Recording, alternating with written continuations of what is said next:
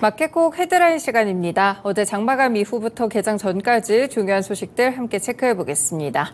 네, 첫 번째 소식은요. 사우디 아람코의 실적 소식입니다. 사우디아라비아의 국영석유사 아람코가 올해 2분기 이익이 300억 달러로 전년 동기에 대비했을 때 38% 감소했다고 밝혔습니다.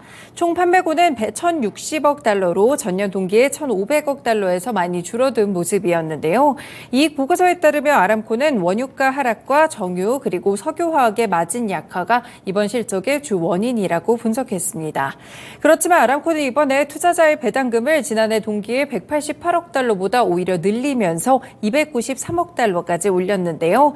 현재 이렇게 이 석유와 관련돼서 보시면 러시아의 우크라이나 침공 때문에 국제유가가 3월에 배럴당 120달러를 넘어섰다가 연말에 들어서 75에서 85달러 사이에서 안정되는 모습이었습니다.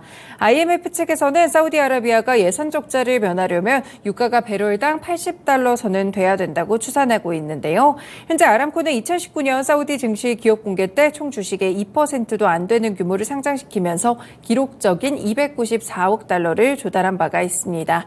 네, 일단은 정유화학 관련 종목들도 함께 체크해 두시면 좋을 것 같고요. 아람코 자체도 이번에 워낙 정유의 가격 자체가 떨어지다 보니까 좋지 않았다는 점 보시면서 함께 관련 종목들 확인해 보시길 바라겠습니다.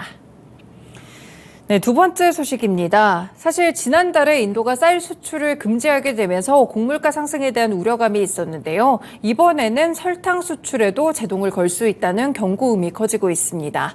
외신에 따르면 인도의 사탕수수 주요 재배 지역에서 올 한 해 강수량이 많이 줄어들었기 때문에 설탕의 원료인 사탕수수의 생산량 자체가 줄 수 있다는 보도가 이어지고 있는데요. 인도의 사탕수수 주요 재배지는 바로 마하라슈트라주입니다. 여기에 강수량이 평년 대비 71% 줄어들었고요. 세 번째로 많은 사탕수수를 생산하고 있는 인도 남부의 카르나타카주의 강수량도 55%나 감소했다고 합니다. 한 인도의 농부는 지난해 6월에서 7월에 강수량이 적었기 때문에 사탕수수의 소황량이 떨어졌는데 올해도 같은 날씨 패턴이 이어지고 있다고 말을 했는데요. 올해 설탕 생산량은 전년 대비 3.4% 감소한 3,170만 톤에 머물 것으로 예상이 됩니다. 일단은 인도 국내에 이 자체의 설탕에 대한 수요를 충족하기에는 충분한데요. 그렇지만 인도가 올해부터 바이오 연료에 더 많은 사탕수수를 사용할 계획을 밝혔기 때문에 인도 정부가 설탕 수출에 칼을 빼들 가능성도 배제할 수가 없습니다. 인도 정부도 지난해 설탕 수출량을 전년의 65% 수준인 610만 톤으로 제한한 바가 있었는데요. 이와 비슷한 조치가 다시 한번 이어질 수 있다는 분석이 나오고 있습니다. 네, 장마감 이후에 이 보도가 이어지자 결국에 관련 종목들에게도 반응이 오기 시작했는데요. 대한제당이나 보락, 경인, 양행 같은 종목들 시간외에서도 상승한 종목들입니다. 정규장의 흐름까지 함께 확인해 보시면 되겠습니다. 네, 요즘 그리고 날씨가 상당히 덥죠. 이렇게 폭염이 좀 지속되고 있는데요. 어제 전력 수요가 역대 여름 가운데 가장 높은 수준까지 치솟았습니다. 전력거래소에 따르면 어제 오후 5시 최대 전력 수요가 93.615기가와트를 나타냈다고 하는데요. 역대 여름철 최고였던 지난해 7월 7일 오후 5시에 92.990기가와트를 경신했다고 밝혔습니다. 산업통상자원부와 전력거래소가 당초에 전망했던 최대 전력 수요인 92.9기가와트보다 다소 높은 수준인데요. 이 전력 수요가 최고조에 달한 시간대의 공급 능력은 104.3기가와트로 예비율이 10.7기가와트였습니다. 일단은 좀 안정적인 수준을 나타냈기 때문에 전력 수급에는 문제가 없는 상황인데요. 다만 전력거래소는 지금 북상하고 있는 제6호 태풍 카눈의 영향 때문에 9일까지 높은 전력 수요가 이어지고 10일에 태풍이 상륙하면서 전력 수요가 점차 감소할 것이라고 보고 있습니다. 네, 관련 종목으로는 한국전력 같이 체크해 두실 수 있겠고요. 전력 수요도 계속해서 눈여겨보시면 좋을 것 같습니다. 네, 방금 말씀드린 대로 태풍 카눈에 대한 소식도 체크해 보셔야 될 것 같은데요. 어제 오후 6시를 기해서 이 행정안전부 측에서 호우 위기 경보를 관심에서 경계 단계로 격상했습니다. 그리고 중앙재난안전대책본부는 2단계를 가동한다고 밝혔는데요. 현재 대응 수위가 총 3단계로 나뉘고 있습니다. 호우에 대한 위기 경보 단계는 관심, 주의, 경계, 심각 이렇게 4단계로 구분이 되고요. 전국적으로 대규모 피해가 발생했을 때 심각으로 격상해서 대응하게 됩니다.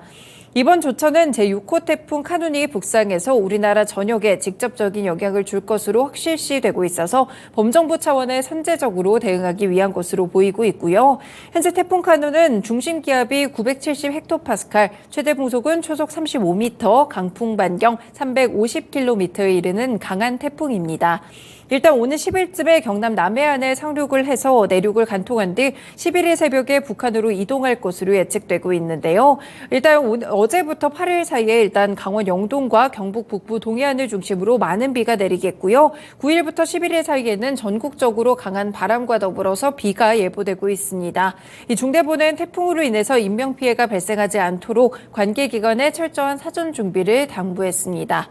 네, 일단 이렇게 태풍이 좀 올라오니까요. 대처를 좀 잘 하셔야겠습니다. 얼마 전에 폭우 때도 굉장한 피해가 있었던 것으로 알고 있는데 태풍과 관련해서도 굉장히 바람도 많이 불 수 있고요. 비도 많이 온다고 하니까요. 이 대응하시면 좋을 것 같고 관련 종목으로는 태풍 관련 종목들도 확인해 보시면 좋을 것 같습니다. 인선 ENT와 코엔텍, KG ETS까지 정리해 드립니다. 네, 개별 소식으로 넘어가 보겠습니다. CJ제일제당이 계열사인 CJ바이오사이언스의 유상증자에 참여했다고 어제 공시했습니다. 출자 주식수는 보통주 170만 3,198주로 CJ제일제당 신주 배정 물량의 120%를 초과 청약했는데요. CJ제일제당은 CJ바이오사이언스의 미래 가치와 긍정적인 전망에 대해서 최대 주주의 책임 경영 차원에서 실시했다고 설명했습니다.